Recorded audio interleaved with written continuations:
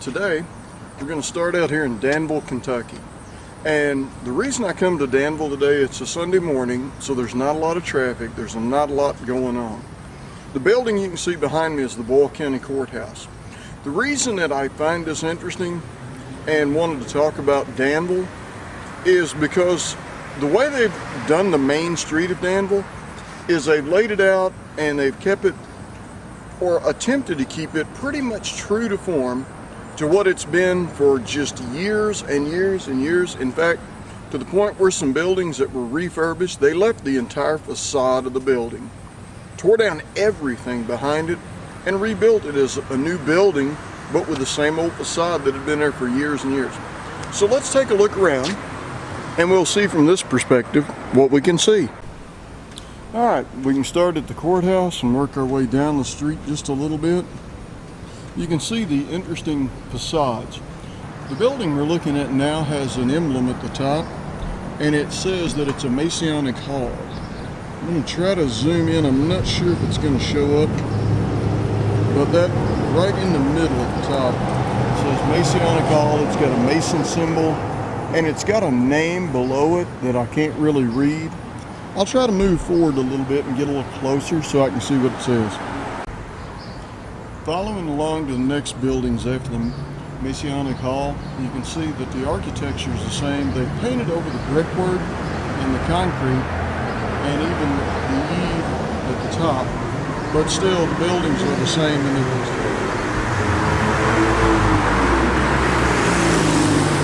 Sadly, the one bad thing around here is about half the people have exhaust pipes that make their cars really loud, either due to lack of care or apparently they think loud exhaust is a cool thing to have. Let's move on.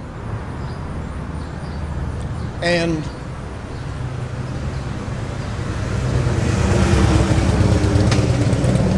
moving behind the trees and down, we can see the next building with a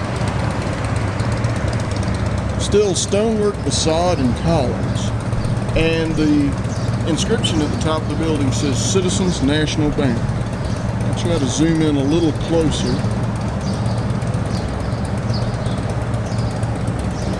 And hopefully the camera will focus on that. So you can see all the scroll work around it. You can see the columns themselves, the ending of them.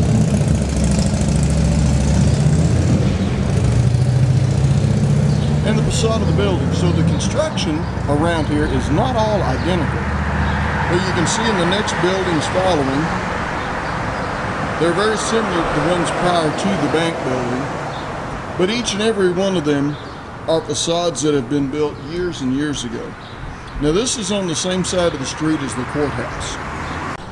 All right, now we can get a different angle view of the two buildings, and still we're on Main Street, and we're between 3rd and 4th Street, facing the courthouse side. Turning now, this building, it's unlike that it shows in the camera in the view, but at the top it has 1852 to looks like 15 at the top. And there's no name on the building that identifies what it started out as, but the architecture itself is actually really neat at the top. There's the end where it says what I believe to be 1915, and then up on the other corners where it says 1852. It's a little easier to see now that the sun's out from behind the clouds, but a great deal of the construction here on the street is really neat construction. And that's a fairly large building going back about half a block in depth toward I believe it's Walnut Street. Across the road from us is a business called Danville Office Equipment. Danville Office Equipment's been there since I remember as a child. But again, the facade and the buildings themselves are really neat. I couldn't even begin to fathom or guess when these buildings were built. One thing that's interesting, that old building we were looking at just a few minutes ago, I'm not sure if my zoom will pick it up, but there's nothing really there legible now. But you can see where there used to be some type of billboard, some kind of signage painted on the side of the building. and you can get a little bit better look at the facades. Some of the buildings need repainted, need redone. It's a pity that they painted over the brickwork, because the brickwork was beautiful on some of these buildings. Well, I'll go ahead and move back further down the street, and we'll take a look at some of the buildings further down that way. Just some more of the buildings along here. I'll admit I was intrigued by the blue paint job on the one. Again, it's kind of sad that they don't have the brickwork anymore, but I'll admit the blue paint job and the awning I find attractive. I mean, it's well done, and the color really does stand out compared to the cream colored building with a dark brown background, and then the regular brick building to the left of it. Here's another fascinating building. It's been a furniture store in a long time, or for a long time, but I'm not really sure of when the building was built. Of course, there's no marker on it to tell. It's still a neat building. And then over across the corner, actually, let me stop at something else first. Something really neat. They've been replacing streetlights, and this is the new style streetlight they're installing. Very nostalgia, very old looking streetlights. And they've got a number of them up, and it seems as they're moving down the street, they're changing from this type street light, which is just literally a little box looking thing with a now more modern curlicue bulb in it, to the older looking street lights, almost one you would think might have been a gas lamp. Well, let's move on. Alright, here's another example of the architecture. Above the windows you can see how it's fancy on the top floor, and then it looks like on the side floor that they stopped at. The building we're looking at now, with a listing of R.M. Arnold at the top, is Burke's Bakery and Delicatessen. It's pretty much for the most part a bakery, but they make some of the most awesome cream horns I've ever had in my life. That come from that bakery itself.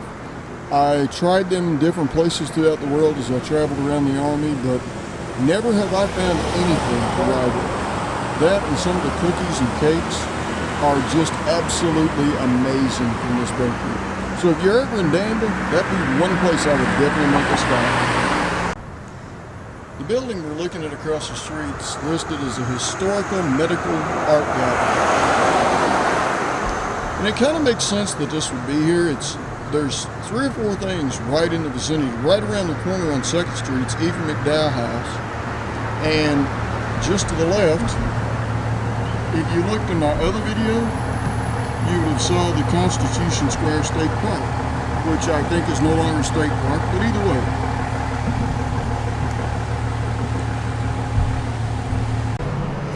The building, to me, is pretty neat, but when I was over there, I was walking down that side earlier, and I noticed down at the bottom the wood, it's actually a huge wooden beam there that provides part of the foundation for the building. And there's no telling how many years old that building is.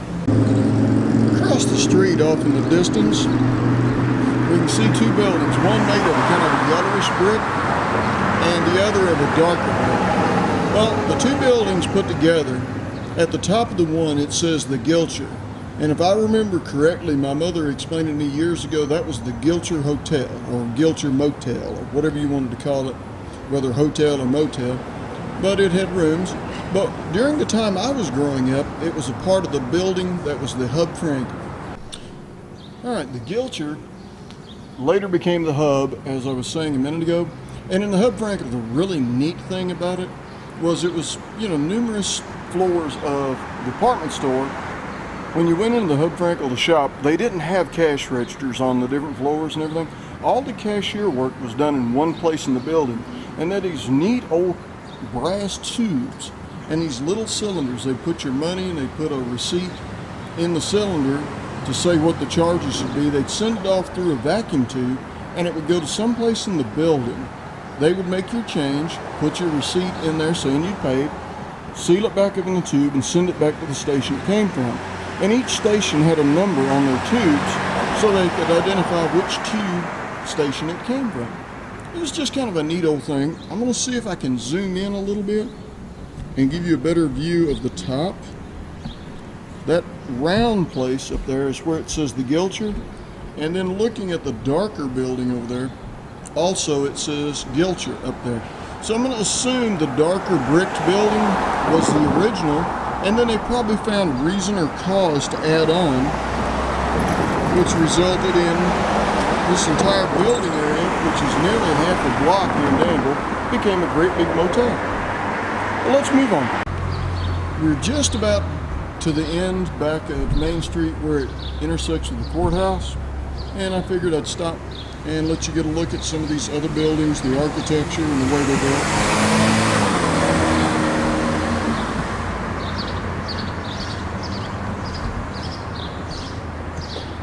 And here we're back at the Trinity Episcopal Church, and I'll put up some signs of it that describe it, and also there's a historic marker, and so I'll flip away from where we're seeing it on the camera now to the historical marker so you can read why it is on the historical register. In fact, this whole street area, to my knowledge, is now part of the historical register, so they don't really change any of the street.